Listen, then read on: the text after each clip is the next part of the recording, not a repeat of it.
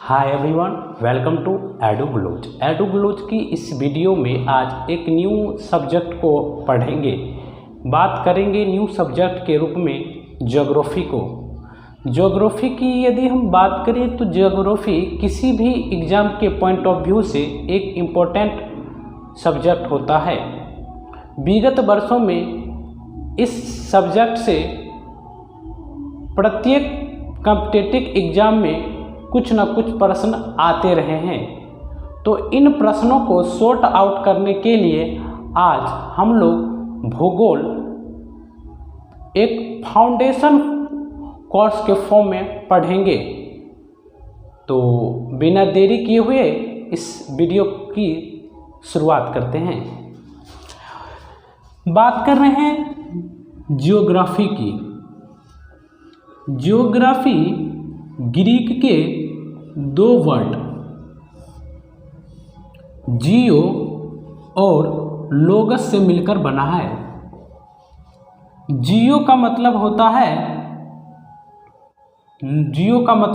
है पृथ्वी और लोगस का अर्थ होता है अध्ययन, यानी पृथ्वी के अध्ययन को ज्योग्राफी कहते हैं। पृथ्वी के अध्ययन को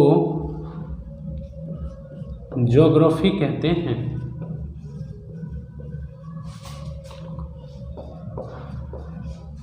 ज्योग्राफी कहते हैं। आज ज्योग्राफी को हम एक स्वतंत्र विषय के रूप में पढ़ रहे हैं। तो ज्योग्राफी को एक स्वतंत्र विषय के रूप में मान्यता दिलाने के लिए बहुत सारे भूगोलवेताओं का कंट्रीब्यूशन है।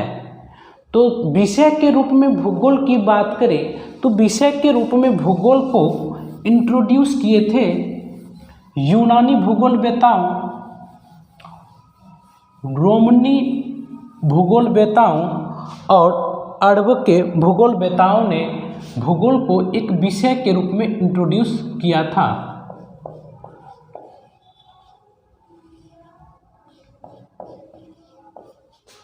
यदि हम यूनानी भूगोलवेताओं की बात करें तो यूनानी भूगोलवेताओं में सर्वप्रथम आते हैं हिकेटियस। हिकेटियस ने क्या किए? हिकेटियस ने ही सर्वप्रथम ज्योग्राफी से रिलेटेड एक पुस्तक जैस पीरियोडस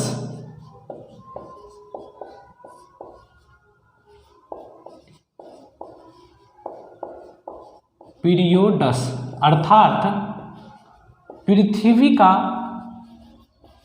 वर्णन नामक एक पुस्तक लिखा।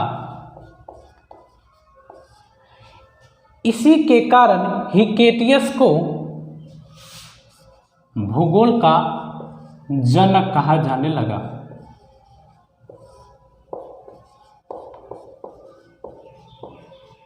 यदि हम दूसरे भूगोलवेताओं के कंट्रीब्यूशन की बात करें तो दूसरे भूगोलवेताओं के रूप में आते हैं Eratosthenes.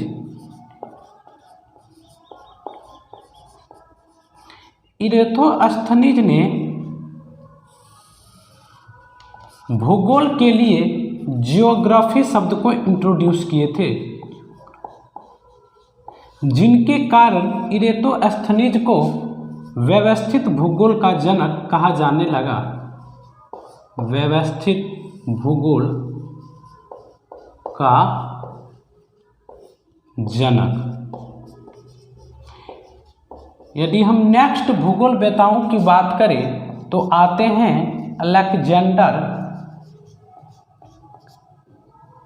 Alexander von Humboldt.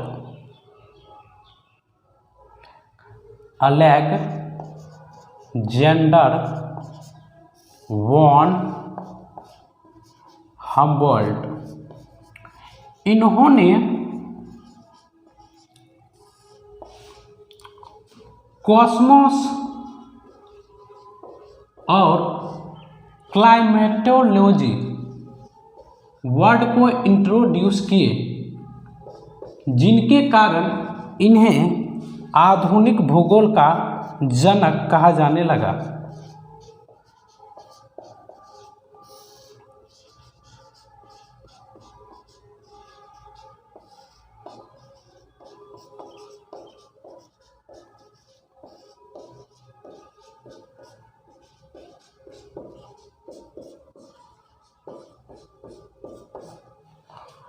Geography को अच्छी तरह से समझने के लिए मैप और ग्लोब का ज्ञान होना बहुत ज़रूरी होता है।